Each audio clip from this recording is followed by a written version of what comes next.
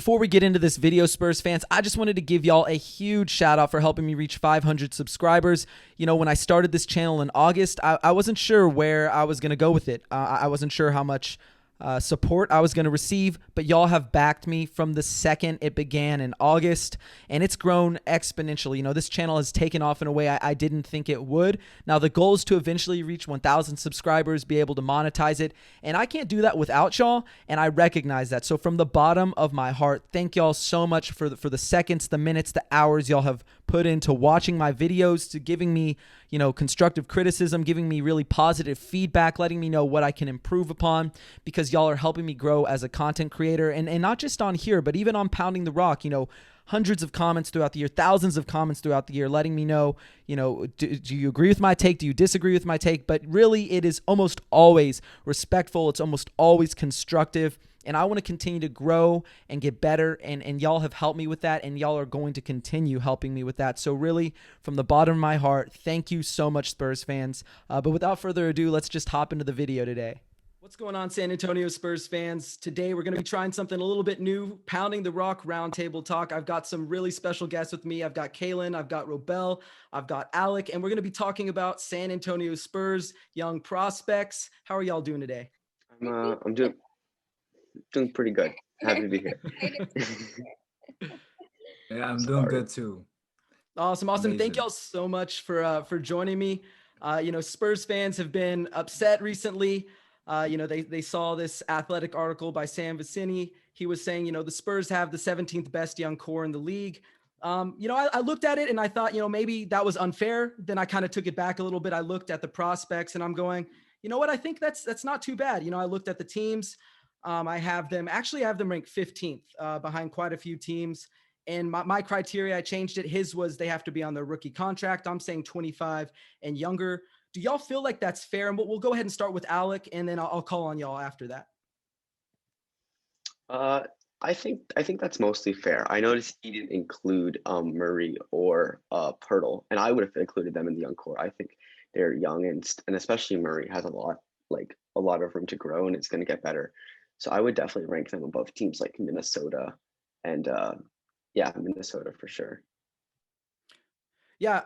What about you, Robel? So I didn't even like the whole list, honestly. It was like a mess. Like, I don't know how the Bulls are 11th and the Spurs are 17th. Like I agree with you. Maybe they're top 15, maybe a little bit higher, but like they're better than the Bulls, and the Bulls are 11. So after that, I was just like, okay, this is just a whole mess I don't agree with. So, and I agree with your point. They should put DeJounte and Poto there. So yeah, I just didn't like the list overall. So I don't know. I can't really say much about it. What about you, Kaelin? Yeah, I'm kind of in the same boat. Like, they totally should have included DeJounte, and I think when you do, that makes them jump up a bit more. And I don't think they're that far out of the top 10. Like, I don't think there should be such a big gap between the Spurs young core and the Hawks. And I think as time goes on, like, this young core, as they move into their prime, are going to just keep getting better and better and better. So yeah, I mean, I think I mostly agree with y'all. I think the only reason that I keep them at 15th is I'm looking at players, and y'all feel free to disagree with me. But when I look at the Spurs young core, they've got a ton of talent. Like, they've got a lot of guys, and I think that counts for something, having quantity. But I think the quality necessarily, like where their ceiling is, I'm not sure that they have a guy, you know, like a Zion Williamson or a Trae Young or a Luka Doncic or a Jason Tatum. Like, when I'm looking at them, I'm thinking, you know, maybe you know, Keldon Johnson or DeJounte Murray. Maybe those are like their two best young guys, but how well does that stack up with other teams? You know, Dallas may not have a ton of young talent, but they do have Luka Doncic, right? And that's a guy you can build a team around. I'm not sure you can build a team around Keldon or DeJounte. I would go out on a limb and say that's probably not something you can do, but what do y'all think? And we'll start with Alec again. No, I agree with you there. I think the big criticism of the Spurs and the roster they've built is that a lot of players have like lower ceilings than these other teams that they're neck and neck in the standings. But when you look at the team, one of the Hawks and the Mavs and the teams you're referencing have a superstar level guy, and the Spurs just don't have that yet.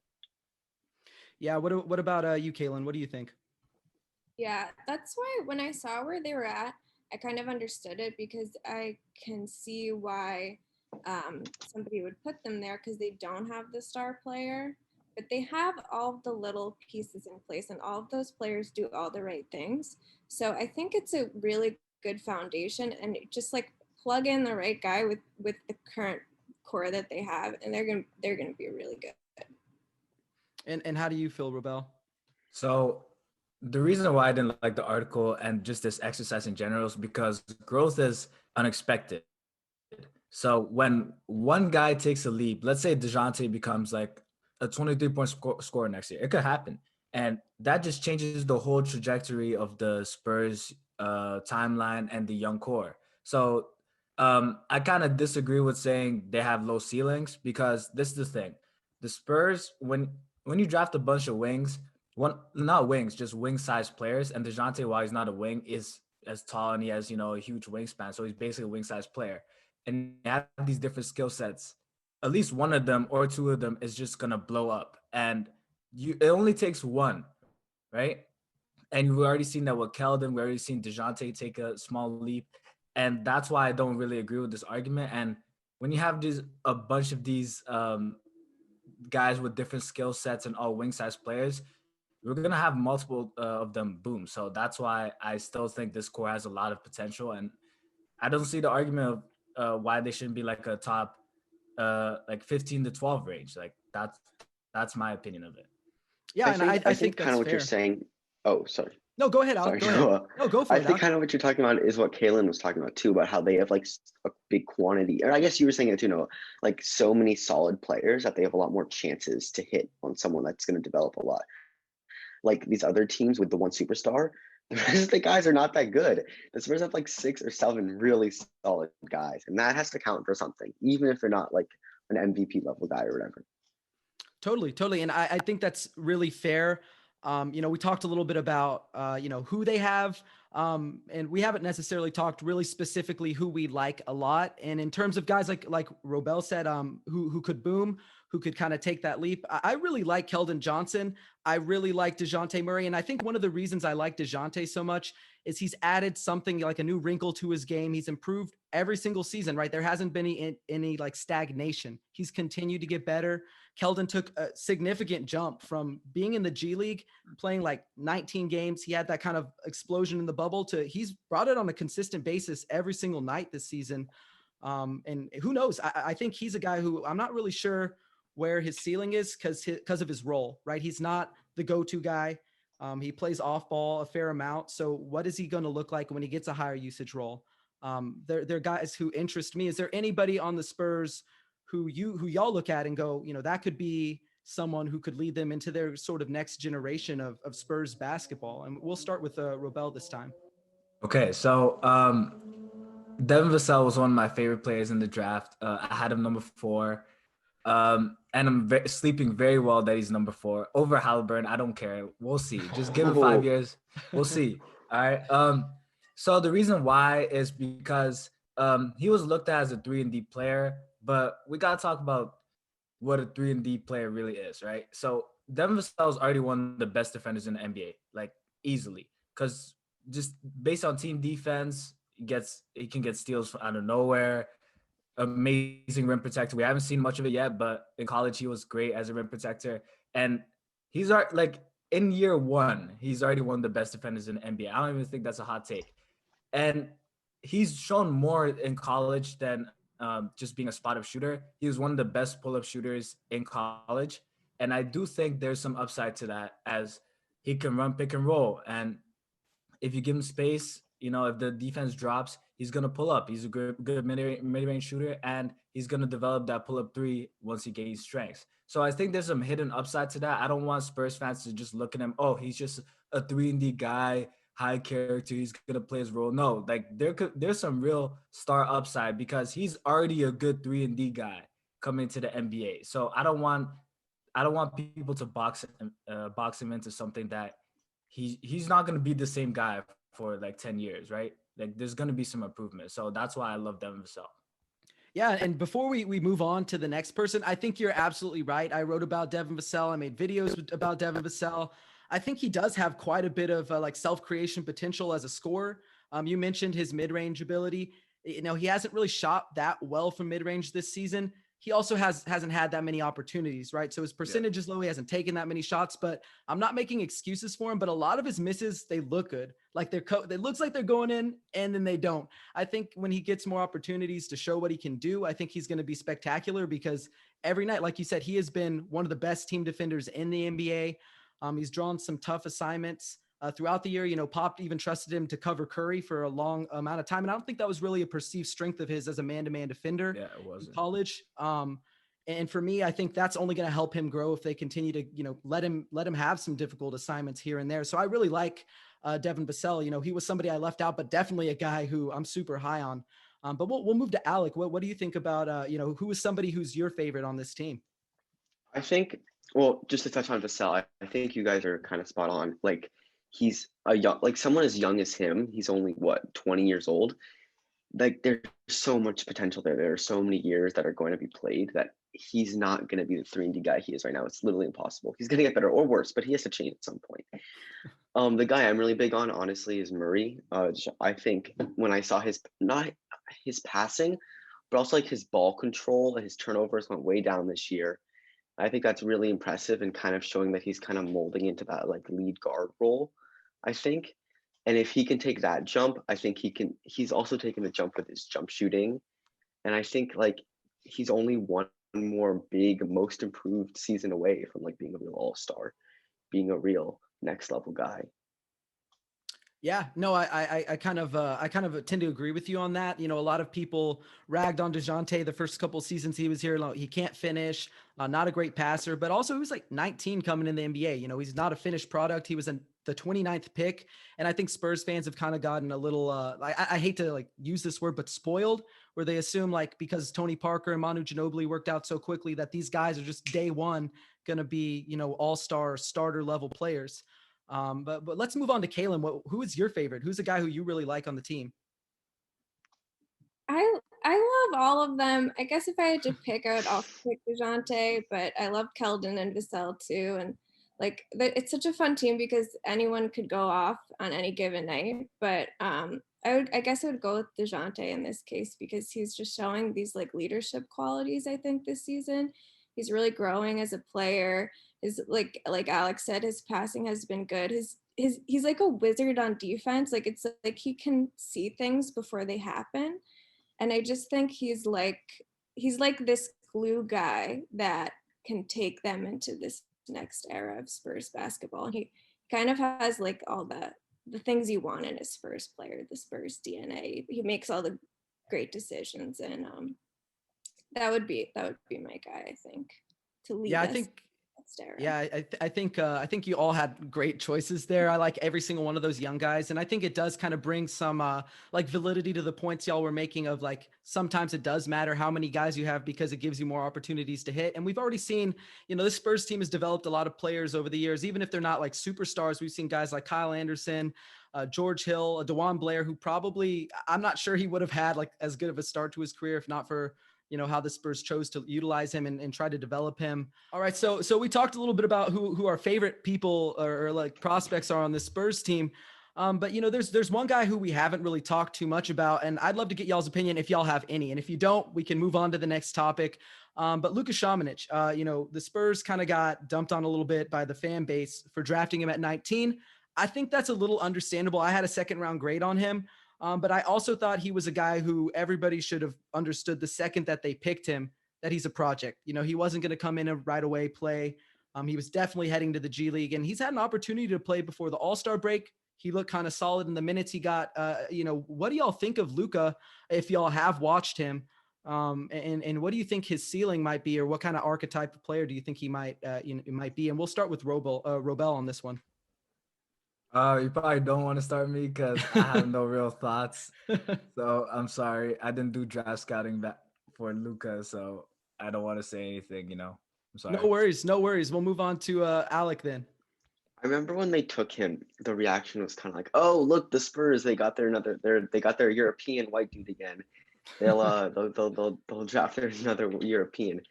And like I think 19 was a bit high for him, if I'm remembering correctly. But the Spurs don't really play their rookies the first year anyway. Like They didn't play Lonnie Walker's first year. I don't think they played White his first year. They're finally playing Vassell right away, but that's pretty much it. Yeah, they're kind of all projects. I don't think it's that big of a deal that they took him a little early because clearly he was their guy. Yeah, for sure. Yeah, I mean, and I think there's some like credence to people were saying like, well, the Sixers had some interest in taking him, and if the Spurs didn't, if they took Keldon maybe at 19 instead and waited to get Luka at 29, I think he could have been gone. So I think that's maybe why they took a guy like Luka ahead of a guy like Keldon. Now I can't like confirm that for sure, but that seems to be what would make the most sense. But Kaelin, do you have any opinions on Luka? And if you don't, totally cool, and we can just move on to the next topic. I think he could become a really interesting part of this young core that they're building. Like Alec was saying, he's going to be a project, and I think he was always going to be that. But he's shown some interesting flashes, even in the minutes he's gotten in the NBA. He had some good G League moments too, so he's going to be a fun player to watch. And like Robel was saying earlier, especially with the Spurs, you just don't know what these guys are going to become, and you have to be patient with them. So I think that applies here too. Definitely. He'll be fun to watch. Definitely. A lot of fans have just been so impatient with him. I think that's the word. That's like the key word with him is like they expect a lot from him. And I think Keldon panning out so well at 29 so early kind of brought like an additional frustration because they saw like, oh, well, Matisse Thybulle was there. A guy like Brandon Clark was still there. Nazir Little was still there. We want those guys. We want guys who are ready. I was one of those people, and I'm not going to lie. I still kind of think I would have rather had Brandon Clark, and I'm sure I'm going to get a backlash from Spurs Nation for that. But I like the idea of taking an upside swing at 19 because I know for the Spurs, that's an early pick relative to where they usually pick. But in the grand scheme of things, like it's not that early of a pick. It's like a kind of late to mid-late first round pick. It's not like there's a lot at stake there. So I was fine with it. And I think he has some utility. But we'll move on to the next thing. So one, like y'all said, Pop in the front office have been really excellent at identifying talent. Is there anyone in particular who you look at and you go, this guy has absolutely exceeded every expectation I had of him? And we'll start with Alec this time. Yeah, I'm not doing as much draft scouting as I think you and Robel are, but I was really surprised by Derek White.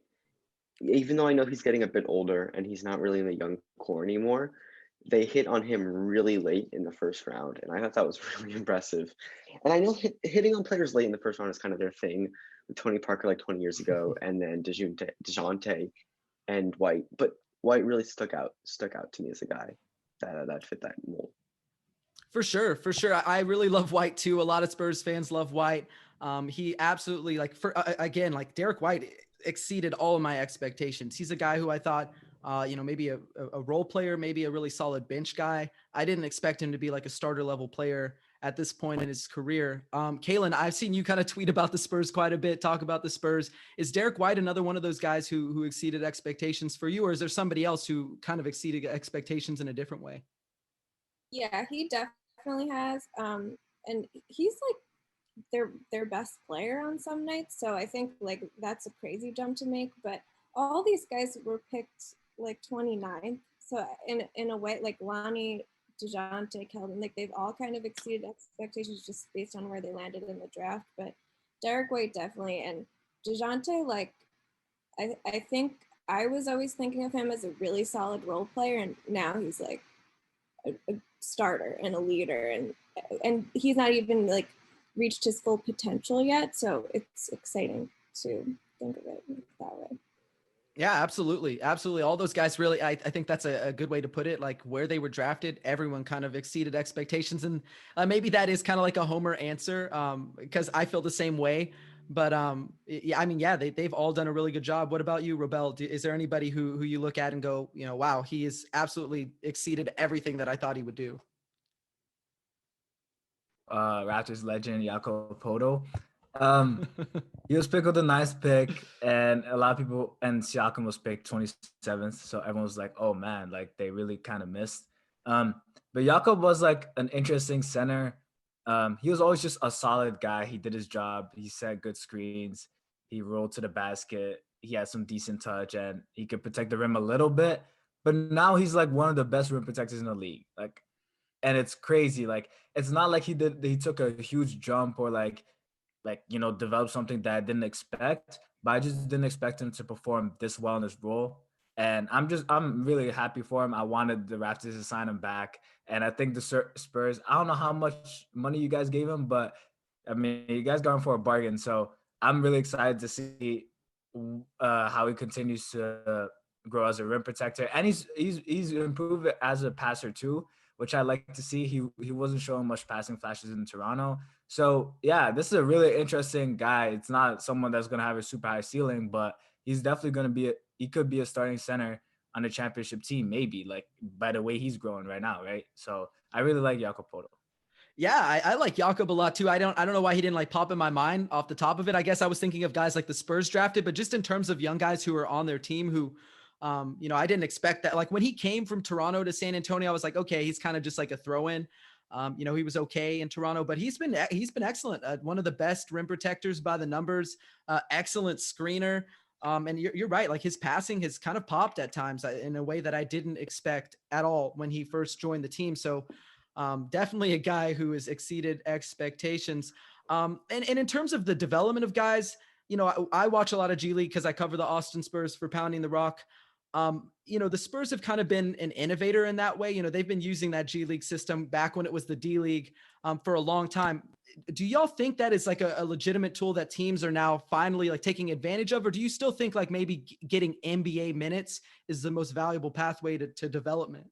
And we'll start off with Kaelin this time, and then we'll move on to Alec, and then we'll finish with Robel.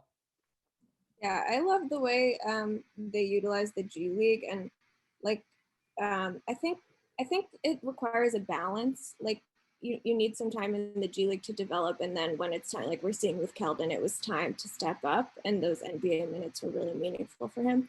But the way they use the G League is so interesting, and you kind of see it with the Raptors too. Like all of the best organizations are using it in a way to really foster development. And I think it's important, and I think it's like a blueprint for success. So I love the way they use it. Kind of reminds me of like how they use the minor league in baseball, like bringing players up that way. It's cool to see because a lot of these late round pick, second round pick guys are really getting a chance to hone their skills, learn and develop, and become the best players that they can be. Definitely. Go ahead, Alec. Yeah, I covered the Brooklyn Nets G League team, the Long Island Nets this season, so I was kind of in that environment, I think. And honestly, I mean, I think it was kind of unimpressive, at least the way they treated them, which I think makes what the Spurs and the Raptors, like Kaelin said, do so much more impressive, that they're able to build these rosters full of guys who were in the G League. And they're not like trading their G League players and trying to like, it's all about the development. It's a farm system. And that's really cool to me because that's some things that honestly some teams just can't do and can't figure out. So the fact that the Spurs have been able to figure that out is really, really cool. Go ahead, Robel. Yeah, so I mean, I'm a Raptors fan, so obviously, G League. Any team that doesn't have a G League should be shamed upon at this point. Like I don't know why, owners are cheap, but we know that. But anyways, yeah, I love the G League as a developmental experience. Some players, especially young guys that need real in-game reps, right? And yeah, like you get like 3 minutes in the NBA compared to 40 minutes in the G League. You're gonna get way more out of those 40 minutes. You get way more room for mistakes. And it's a learning experience if you build it the right way. Like you obviously got to get the right coaches and stuff like that. That's why I think the Spurs, the Raptors, and some other teams I can't think of right now are doing very well in developing these guys. Like I think someone tweeted one time, he's like, if you don't have a G League affiliate, you shouldn't get no second round pick. And yeah, like I think that's the idea. Like you draft someone you're more sure of, and in the second round, take a swing. Every second round pick should be a swing, honestly, unless it's like someone that really dropped. So, and then just develop them, get as much game time, improve their feel. And then when they're ready, like Keldon, when they blow up, the transition is so seamless, right? So that's why, every team needs a G League team. I absolutely agree with you. I mean, Just having talked to like Coach Nielsen, getting a chance to cover the Austin Spurs team, they're running like a lot of the same sets that the Spurs run. They're running their organization with a lot of the same like base philosophies. And you're right, they give these young guys a chance to really make mistakes. Like we saw Luka Samanic come in against the Brooklyn Nets last season in his NBA Yeah. debut. He was awful. He 0 points, 0 of 4, 12 minutes, played the entire fourth quarter, head down, shoulders slumped. Those 12 minutes, I feel like were basically useless for him, right? But in the G League, he's playing 40 minutes. He's the go-to guy. They're building his confidence. They're helping him learn the game. And then he comes back and just, it looks like a different guy, you know, good body language. Yeah, he was a little lost in terms of like team defense. He was missing rotations. Guys were pointing him in the right way, but he looked different. He looked more confident. He was able to shoot the ball. Like he wasn't hesitating when he caught the ball. So I absolutely love what you were saying about like teams that don't have a G League team shouldn't get a second round pick. I think that would actually be kind of cool to see. I think another really cool thing about the G League, or something I heard a few times this year, was that it's kind of a place to teach role players how to be role players. Because if you think about it, these guys all their lives, they were like the star on their high school team or AAU, whatever they did. And like, even if they're the first option or the second option, the third option, they're still with guys who are on their level and they're still learning how to be on a team and learning that they're not like the only star there. And I think that's really valuable to learn before you go back up to the NBA club. Yeah, and I think like one of the people we've seen who were kind of like a prime example of that was Jonathan Simmons with the Spurs a few years ago. Like he literally paid for a tryout with the Austin Spurs. He made the team. He ended up working his way to the bench. Then he was in the starting unit. And then by the time he reached San Antonio, he was well adjusted with his role. He knew exactly what they needed from him. You know, he didn't force anything. He looked like different from the guy who I saw at the University of Houston, who was like kind of a flashier guy, maybe like a little bit of a big head, like some play. And it's hard not to be like when you're the number one option your whole life, it's hard to be thrust into a new role. So I absolutely loved how Jonathan Simmons was able to do that. I think he highlights exactly what's like great about the G League. But we talked about all these guys, right? We talked about the Spurs young guys. So we're kind of coming to the end here. And I'll throw out all the names of the guys who are 25 and younger. That's how I've kind of defined their young core. And I'll have y'all rank them, and I'll give y'all my rankings first from bottom to the top, and then we'll go around. So for me at 9, it's going to be Drew Eubanks, 8, Trey Lyles, 7, Trey Jones, 6, Lonnie Walker, 5, Jakob Poeltl, 4, Luka Samanic, 3, Devin Vassell, 2, DeJounte Murray, and then I got Keldon Johnson at the very top. Robel, go ahead and tell me, you know, what would your order be? Is it any different, or does it look similar, or what's the case with your list here? It's a little different. I have DeJounte first, just because the pull-up mid-range shooting ability. He has like a real way to pressure the defense, right? And with Keldon, like he's very good, and you know he's improved a lot. But I still just see him as an off-ball player. Like I don't want to see Keldon run a billion pick-and-rolls and stuff like that, right? Third, I have Vassell as well. I think I have Lonnie over Poeltl. So I'm still interested in Lonnie. Like, you know, he's still a great athlete. Like, not the most efficient player yet, but like I think he can still figure it out. So I still see a lot of upside with him. And then Trey Jones, I think. No, I think everything else is good. Honestly, yeah. Yeah. Okay. Go ahead, Alec. Go ahead. I had the same kind of bottom few as you did. And then, but I actually had Samanic pretty low. But I don't know why I didn't talk about him. I really love Poeltl. I had him first when I did this ranking.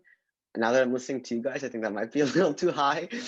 But I remember watching Poeltl the other night against the Nets, and every time Kyrie or Harden would take to the rim and they'd miss. I'm like, wait, what? They don't usually miss. What's going on here? And then by the third quarter, I'm realizing this is Poeltl. Literally every time he's there, he's making them miss, and he's like one of the best rim protectors in the league.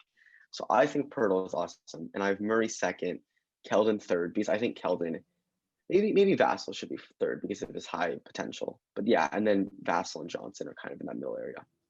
That's interesting. I mean, I love Poeltl. I don't know if I put him at the top just because I think Robel said it earlier. Like, I'm not sure that he has that high of a ceiling. I think he may kind of just be, he is kind of what he is at this point, and he'll be that way for a really long time, which is a great player. That's a great player to have. But I think the other guys may have a little more room for growth. But Kaelin, go ahead and give us your list, or let us know who your top people are. Yeah, my bottom few were the same as well, but I also had DeJounte up top, and then Keldon, Vassell third, and Luka fourth, and then Lonnie Hurdle. I really like Trey Jones. I don't know if it's just because I'm a Duke fan, but I think I'm sorry, but he's an interesting Spurs player because he's really smart and he's a good defender. So he's low on my list, but he's a fun one to watch. Definitely. And I kind of feel like even if somebody's low on this list, that doesn't mean like it's an indictment of how good or bad they are. Like, I think the Spurs do have a really good collection of young talent. I think for me, like the one thing with Trey Jones is like, he's going to have to develop a jump shot. Like in the G League at the very beginning, guys were hugging him. But then the second, like we got to the third or fourth game and he wasn't knocking down threes, he wasn't even attempting them anymore. They sagged off of him like super far. And I think that really caps his value. In terms of defense, I think he has some like man-to-man, good man-to-man potential on like just guards. I don't know that he has any like positional versatility. I don't know he's going to like slide up positions. He's just kind of a smaller guy. And his frame makes me think he's not going to add a ton of weight. Not that he should. I don't think that's what they should be aiming for with Trey. But I like all of them. And the last guy I think I want to talk about with y'all before we kind of close things up is Lonnie. Robel talked about him a little bit. I think he's really interesting. I just think he's having a hard time putting it together. Of all the young guys, he's the guy who I have like the biggest question mark on. I'm like, Lonnie, sometimes he explodes for like 26, 27, 28 points. And then other nights he's out there 34 minutes, doesn't score a single point, turning the ball over, missing defensive rotations. And just like his body language sometimes just looks like he's really unconfident out there. We'll start with Alec here. What do you think of Lonnie? What is your opinion of him? Lonnie Walker reminds me a lot of a younger Jordan Clarkson, where he's kind of like a volume scorer, but he's not always totally into it in the rest of in the other facets of his game. So I think for Lonnie Walker, it's kind of more about just like getting consistent. And it's hard to say this without like sounding like a bunch of cliches, but just feeling like more into the mold of the team, being more consistent, being more involved, even if you don't have the ball, even if you're not shooting. Because the shooting is what's going to keep him in the league, but it's not what's going to like take him to that next level. It's about the other facets of his game. For sure. Robel, talk just a little bit more about him. Like, what do you think would probably be the best way to utilize him? Like, what do you think the Spurs can do to get the most out of him?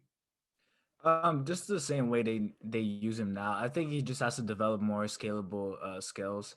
Just like being a better catch and shooter would be great. I just want him to be in the off-ball world where he can shoot open threes, attack closeouts, and make better decisions. I think he just does a little bit too much sometimes. So just simplifying his role, and I feel like he could be a really great closeout attacker with his athleticism and burst. So just using him in that role and him developing these skills as a role player. I don't see him as a star. I just see him as a functional, good role player. It's just gonna, it's gonna help him a lot. So I think right now he's still trying to I'm trying to be one of the guys. Like I'm trying to be a DeJounte or Keldon, and maybe it could work out for him. Like we don't know, but I think just him developing those more scalable skills will help him have a higher floor. Yeah, I agree with you. What about you, Kaelin? What do you think about Lonnie? I like Lonnie a lot. I think we just need to figure out what his role is on the team. And I think with Vassell coming up too, it's just like, where does everybody fit in? And he seems like he's just a tier below Keldon and DeJounte, like Robel just said. So it's kind of just figuring out like where does he fit in, and then making him an expert in his role, which the Spurs do really well. So I think that's just where some of the inconsistency and the confusion comes from. Yeah, I kind of agree with you on that. He's been a guy who they've made him a starter this year, but he's been like the fourth, fifth option most of the time. He's on the floor, and I think he's someone who's kind of more engaged when the ball's in his hand. I've kind of advocated that maybe like moving him to the bench, letting him kind of take advantage of second units, maybe have a little more, few more touches. That might help him build some confidence, because he's a guy who clearly, like when he's confident, he's fine to let it fly. He doesn't seem to like question himself as much. He'll attack the rim. and instead of doing this thing that he's done a lot this season where he's attacking a closeout and he has, like, it seems a clear lane to the rim. He's in the air and then he just kind of like, okay, now time for me to kick it out like midair. And like a lot of those passes end up in turnovers. So I don't know exactly what he's going to become. I do know that, I'm confident in the Spurs being able to kind of get the most out of him. And if not, like, I think he would be the number one guy. Not that I want him gone, obviously, but who may benefit most from like a change of scenery. Although, when you're with the Spurs, I kind of feel like that's a good place to be as a young player. But thank y'all so much for hopping on here with me, talking about the Spurs young core. Before I let y'all go, this is the part where I just want to give everybody an opportunity to kind of plug anything that they're doing, that they're working on, whether it be like a YouTube channel, articles, just anything. We'll start with Kaelin and then we'll work our way around. You could just follow me on Twitter. A lot of DeJounte Murray memes. Just nonsense sometimes. But yeah, I'm on Twitter, Kaelin Phoebe. All right. And Robel, what about you? All right. So I have a YouTube channel. It's called Sub Me In Coach. And I make videos about NBA players, draft prospects, and high school players. You should go subscribe to that. I made two videos about Devin Vassell, one as a prospect, one as an NBA player. So if you're a Spurs fan, you should go watch those. Definitely. I would definitely second that. I've been following your channel for a while now. I think you make excellent content. So if you're a Spurs fan, definitely check out what Robel's doing. And Alec, where can people find you? Where can they find your work? You can find me on Twitter at Alec_Sturm, and I write for Nets Daily, the SB Nation Net site. I don't do a lot of Nets content or Spurs content, but I've always liked the Spurs. Go Tony, allez la France. Thanks again for joining me. I had an absolute blast talking Spurs basketball with y'all. And Spurs fans, make sure to check out everything they're doing. I put a link to their work and social in the description below. And don't forget to like, subscribe, and hit that notification button so you know when the next video drops. But until next time, take care, y'all.